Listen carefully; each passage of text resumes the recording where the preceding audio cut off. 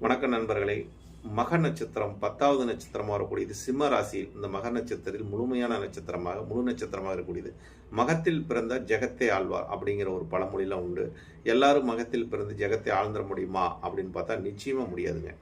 ஏன்னா ஒவ்வொரு நட்சத்திரத்துக்கும் ஒவ்வொரு தன்மை உண்டு. அதனால இந்த நட்சத்திரம் ஐந்த காலதேவனுக்கு 5ஆம் பாவம் சிம்ம ராசியில் இருக்கக்கூடியதுனால, சிம்மங்கிறதே சூரியனோட வீடு.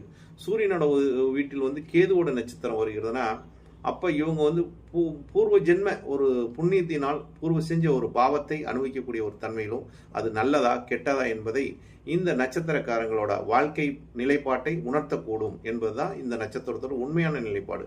அப்போ இந்த நட்சத்திரத்தை பிறப்பவங்களுக்கு 2 விதமான தன்மை, 2 விதமான நிலைப்பாடும் நிச்சயமாக கொடுக்கும். அது முன் செய்த பயனை நல் பயனா தீய பயனா என்பதை இந்த நட்சத்திரக்காரங்களோட வாழ்க்கையின் நிலையை உணர்ந்து கொள்ளலாம். நண்பர்களே, வாழ்க வளமுடன்.